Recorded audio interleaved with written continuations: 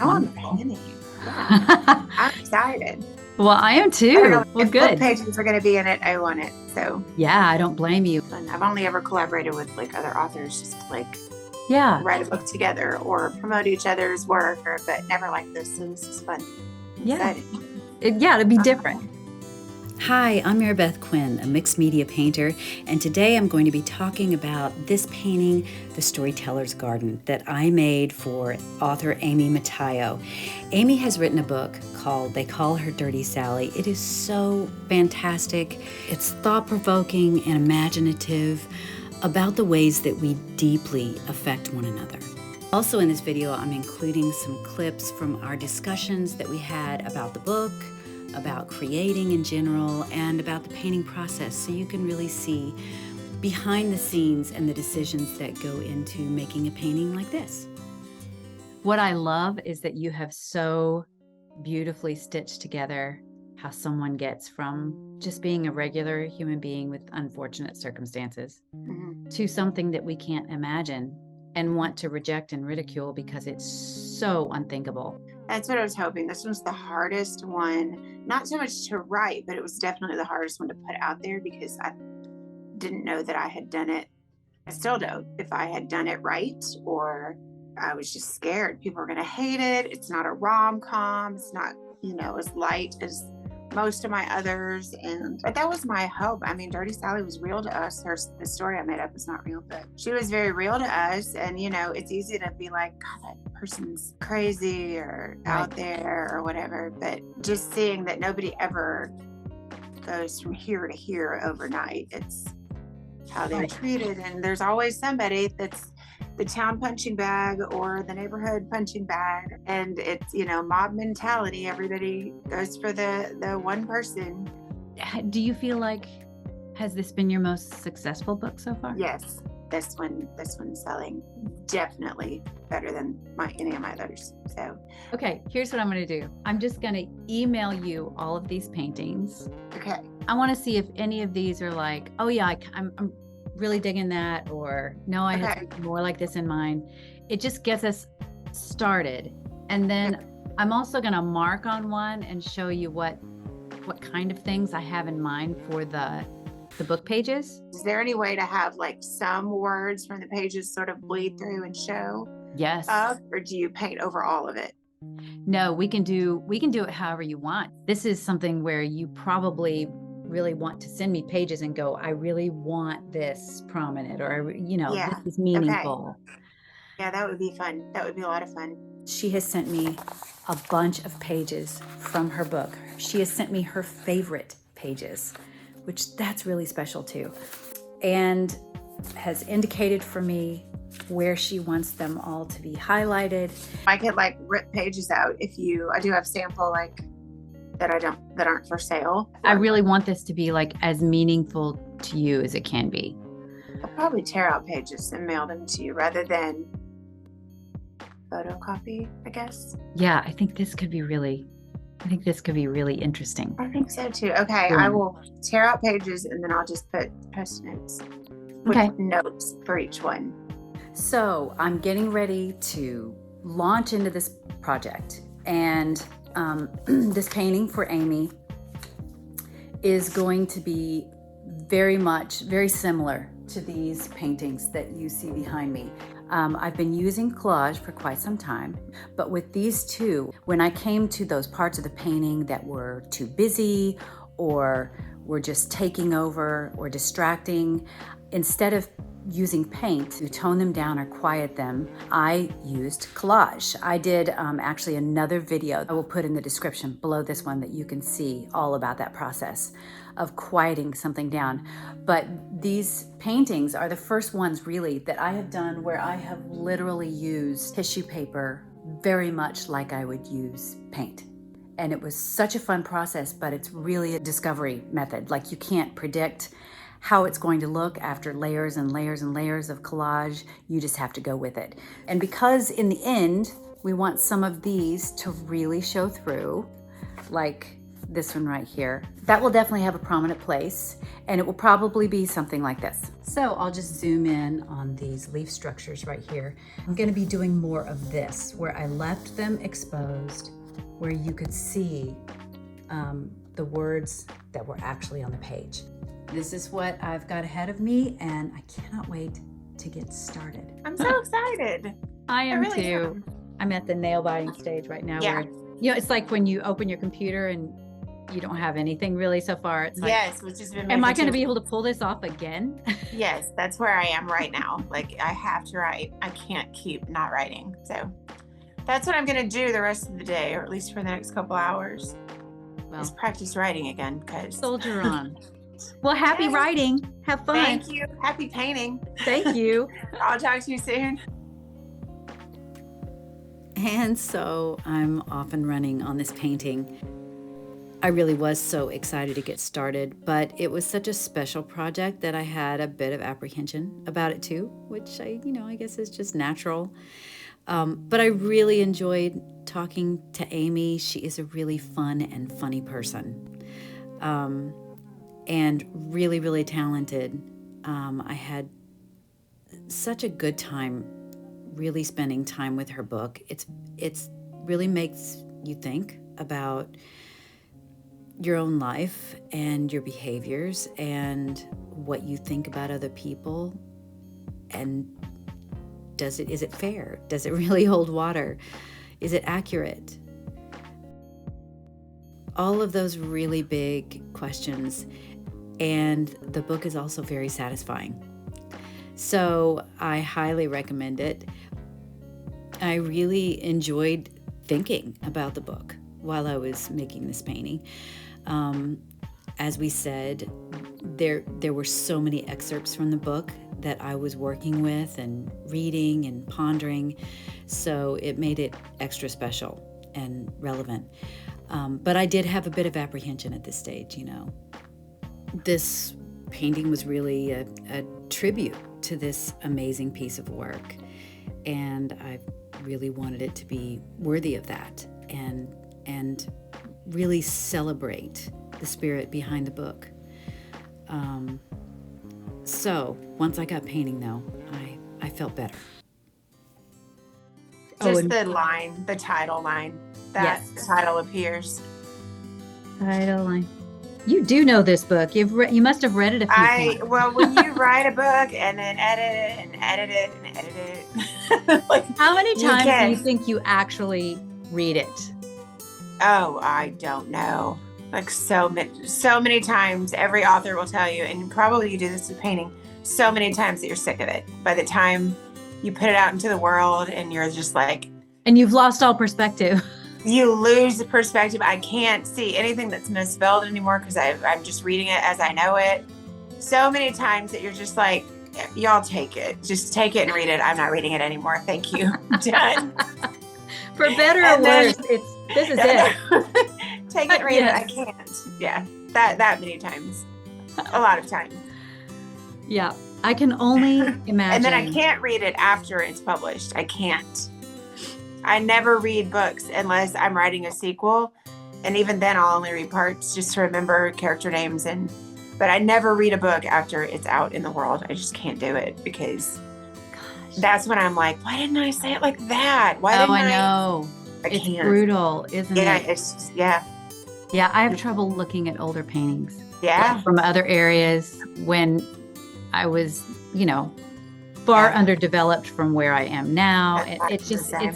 it can be excruciating. I I mean, know. there are always those exceptions Mhm. where you're like, wow, no, I still love that one. Everything that's happening right now is just laying the groundwork to have something underneath that will be a stable base for everything. None of this will show in the end, or if it does, like just very little pieces. So obviously it doesn't look like much so far, but it's getting there. And this morning I met with Amy. We had a nice chat on Zoom. It's always comforting to find how similar it is, no matter if you're painting a painting or you're beginning to write a new book like she is right now, how daunting the first part of it is. It's exciting, and it's also like, can I do it again? So here we go. So I think I've said it twice now in this short video that the idea that you, or the fear that you might not be able to pull it off again, is a common thing. It's a common fear. It's a common apprehension when you create things. The beginning part is so obscured. Even if you have a point on the horizon, you know where you want to go, but you're just unsure if you're going to get anywhere close. And if you don't get close, will it be something that you like just as well, or maybe better? There are all sorts of questions that I really have to work a lot at just quieting my fear, quieting my apprehensions, and just tell myself it's all going to be okay. And it really is. And the worst that can happen is that you just have to keep painting over things. So I think because I was working with actual pages from Amy's book, it felt a little bit more high stakes. Like, oh, am I going to have to go back to her and tell her I need more pages? And will she have to break into another book just to get me that same quote? So I did have some apprehensions here, but those really are quite normal, I have to say. So here I'm just in these beginning stages where it just looks like a mess, which doesn't really help, even though I know it's supposed to look like a mess at this point. In fact, it's supposed to really look not like something you would want to hang on your wall until really near the end. So I am getting more and more used to that concept, that as you create, it's never supposed to look attractive necessarily, or orderly, or inspiring until you're actually done, because that's how you know you're done. It comes together. It has that harmony. It has that resonance. It speaks to you. It sings. And then you know that you're really onto something and you're done. So at this point, I'm just doing what I always do at the beginning of these collage pieces, and that is not really thinking, not planning. The pieces or the excerpts from the book that I'm putting on the surface right now are ones that she didn't have huge designs on. They weren't ones that she really, really wanted to show through in the end. She just really liked those sections and wanted them represented on the surface. Now, I'm beginning to lay down the leaf structures. These are the ones that are far more relevant. They're starting to get very relevant. And they're the passages that she really wanted to be seen, either in whole or in part, at the final stage. So it does feel a little bit more high stakes here, because you don't want to do something that would require that you cover it up. So I'm having to really plot out when I do things, how I do them, and just laying in the foundation pieces, where the flowers are going to be, where the leaves are going to be. And we really use the leaves and a couple of the flowers as a place for these words, these wonderful words, to show through. So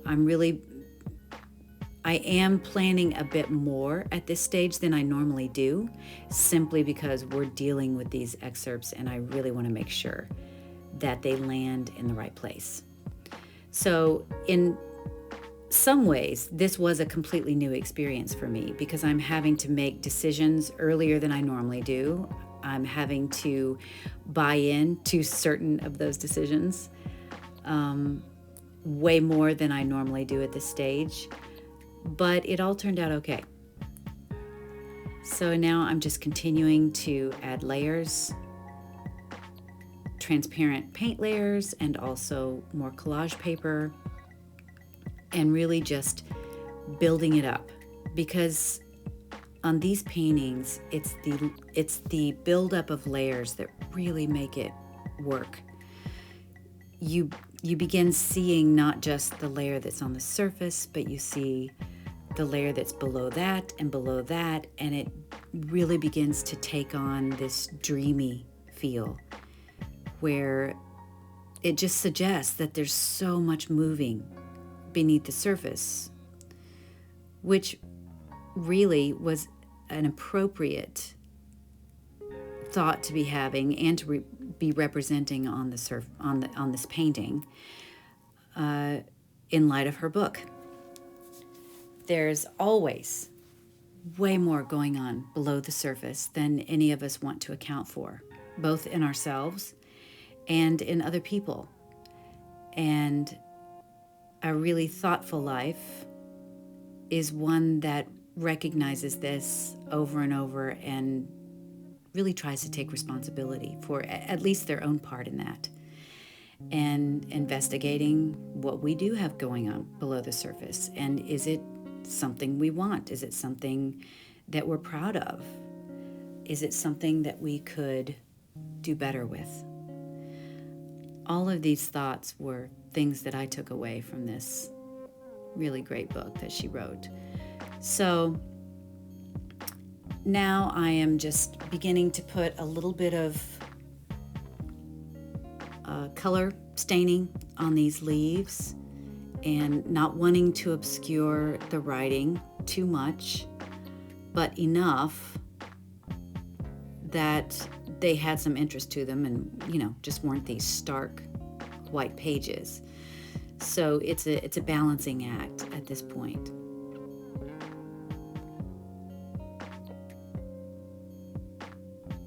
So I'm just putting some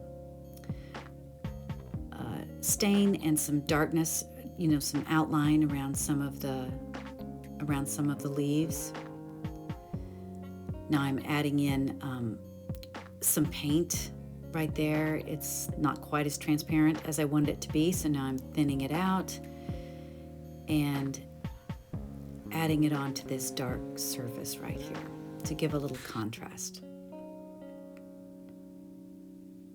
I love this blue color. I wind up using this blue color that is actually some latex paint, I think, that I just got at Home Depot. It's a little tester size, and I love this color so much.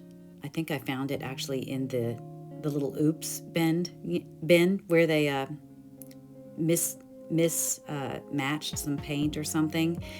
And I loved it so much that now I keep going back. I just keep taking it back and getting more of it.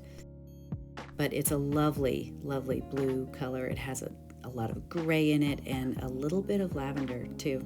It's lovely. So now I'm just putting a lot of transparent paint. I'm using the golden glazing medium there. And I will use the golden glazing medium to adhere the collage paper to the surface, as well as a medium to thin out my paint and make it transparent. So I use a lot of golden glazing medium. I will also have that link in the description below. And at this point, I am just adding more and more pieces of different colored collage. I was adding bigger pieces at the first when I was really building up layers on the surface, and now I've got those foundational pieces and I'm adding more smaller pieces. And now I'm deepening the contrast of the painting. I'm really putting on spots of really dark paint in the darker areas so they really pop against the lighter areas. I find if I have a dark area or two in these paintings that they really give it an anchor, and they're just interesting to look at, sort of deep and mysterious. I like those dark red flowers right there in that dark area. And so now I'm just adding in transparent paint, adding in more pops of color with the collage. There's a bunch of that mulberry paper. And some more transparent paint. And I'm just continuing to go until it looks like I want it to look. There's no way to predict when that's going to be or how that's going to happen. You really can't make a formula out of this. You know, you can't say, oh, I know if I add these colors of paper and this many layers of it that it's going to look like this. I imagine if I do this long enough, I could figure that out, but actually at that point, if I figure out some sort of formula, I'm not going to be interested in it anymore. I've done that before, and that's when most artists find that they want to go exploring somewhere else. That's a big part of the fun of it. So here we are at the end. I think I've got most of the pieces in place, and that is the finished product. So Amy is happy with it at this point, and it's time for me to pack it up. She has decided which way she wants it to be positioned, so I could wire it for hanging on the wall, which I did. And now I'm putting some paper on it to protect the surface in shipping.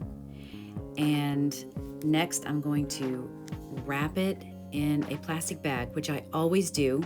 I've never had any water get into a shipment of a painting, but I always wrap them and seal them into a plastic bag. So if that ever did happen, the painting itself would probably be safe and not get any water damage or any damage for that matter. So at this point, Amy has received the painting, and this is what she posted on Instagram.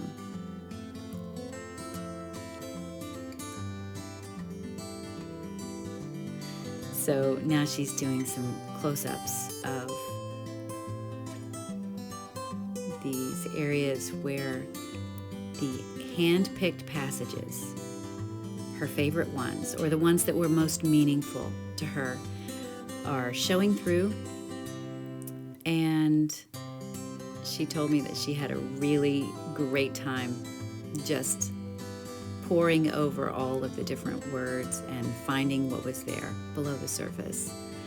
So I had so much fun working with her and doing this project. It was such a meaningful one. So if you have not read any of Amy's books, please go check her out, especially they call her Dirty Sally. It is, I can't recommend it enough. It was really, really a good book. So you can also get my Art Buyer's Guide to Unleashing Magic in Your Life, and you can find that on my website. So please come and visit me. And if you enjoyed this video, I hope that you will check out my other ones. I have 4 playlists and lots of other choices.